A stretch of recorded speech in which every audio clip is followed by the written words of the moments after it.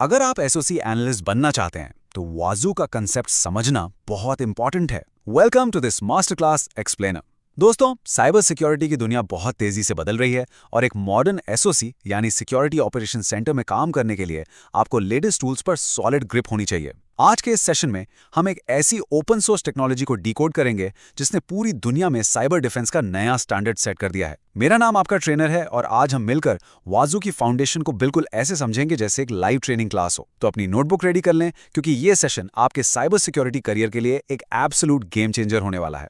चलिए जल्दी से आज का लेसन प्लान देख लेते हैं। हम स्टार्ट करेंगे वाजू के ब्रीफ इंट्रोडक्शन से, फिर हम सीम और XDR जैसी हैवी टेक्निकल टर्म्स को आसान लफ्जों में समझेंगे। उसके बाद हम देखेंगे एंड पॉइंट्स और क्लाउड मॉनिटरिंग को और एक रियल वर्ल्ड सॉक एग्जाम्पल भी डिस्कस करेंगे। और आखिर में मैं आपको दूंगा 3 की टेकअवेज। इस मास्टर क्लास के एंड तक आपको मुकम्मल समझ आ जाएगा कि एक सॉक एनवायरनमेंट में वाजू एग्जैक्टली कहाँ फिट होता है। Okay, let's dive right into section 1। यहाँ हम वाजू के बेसिक ब्लूप्रिंट को एक्सप्लोर करेंगे। तो सबसे पहली और सबसे बड़ी बात यह है कि वाजू एक बिल्कुल free open source security platform है। इसका मतलब यह है कि हजारों छोटी और बड़ी ऑर्गेनाइजेशंस बिना लाखों डॉलर्स एंटरप्राइज लाइसेंसेस पर वेस्ट किए अपने डेटा एसेट्स को प्रोटेक्ट करने के लिए इस पर ट्रस्ट करती हैं। और क्योंकि ये ओपन सोर्स है ना, इसकी कम्युनिटी बहुत बड़ी और एक्टिव है। ग्लोबल डेवलपर्स इसको कंटिन्यूसली इंप्रूव करते रहते हैं। एक सॉक एनालिस्ट के तौर पर आपको एक ऐसे प्लेटफॉर्म का आना बहुत जरूरी है जो इंडस्ट्री में इतनी रैपिडली अडॉप्ट किया जा रहा हो। अब थोड़ा सिस्टम के अंदर झांकते हैं और इसकी कोर आर्किटेक्चर को ब्रेक डाउन करते हैं। इसके बेसिकली 4 मेन कंपोनेंट्स हैं, जिनमें से 3 सेंट्रल हैं और एक यूनिवर्सल एजेंट है। पहला है वाजू इंडेक्सर, जो एक हाईली स्केलेबल सर्च इंजन है और आपके सारे सिक्योरिटी अलर्ट्स और लॉग डेटा को इंडेक्स और स्टोर करता है।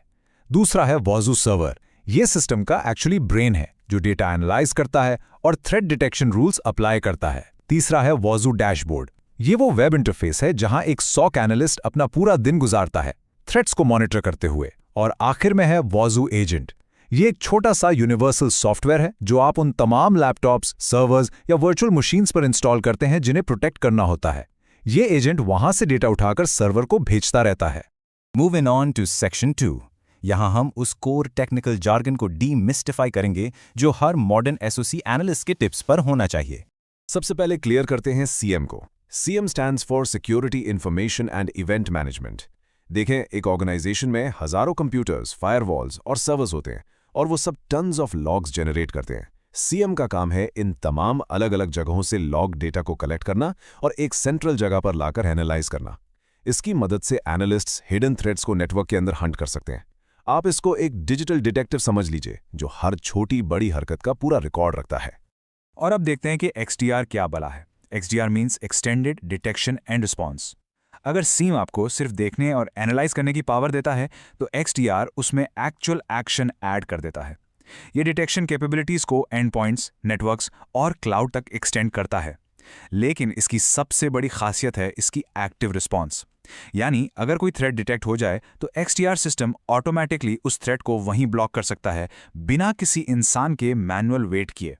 And this is exactly why Vazu is a complete game changer. Vazu in दिरानों, SIM और XDR की कैपेबिलिटीज को एक ही सिंगल ओपन सोर्स प्लेटफॉर्म में यूनिफाई कर देता है। प्रैक्टिकल सॉक कॉन्टेक्स्ट में सोचें तो इसका फायदा बहुत बड़ा है। एक एनालिस्ट को अलर्ट्स देखने के लिए किसी एक टूल में और थ्रेड्स ब्लॉक करने के लिए किसी दूसरे टूल में लॉगिन नहीं करना पड़ता। मल्टीपल डिस्जॉइंटेड टूल्स यूज करने का जो डेली केओस होता है ना, वो बिल्कुल खत्म हो जाता है। आपका सारा डिफेंस सिस्टम एक ही सेंट्रलाइज जगह से ऑपरेट होता है। Let's transition into section 3। अब देखते हैं कि मॉडर्न IT इंफ्रास्ट्रक्चर में वाजू ऑपरेट कहां करता है।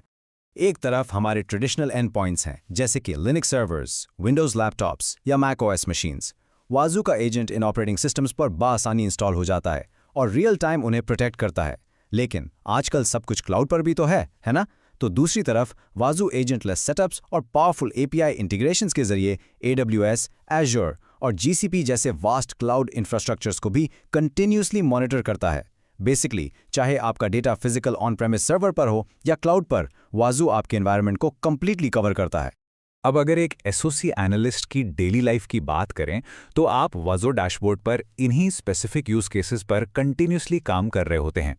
फाइल इंटीग्रिटी मॉनिटरिंग चेक करती है कि किसी अटैकर ने इंपॉर्टेंट सिस्टम फाइल्स को सीक्रेटली मॉडिफाई तो नहीं किया।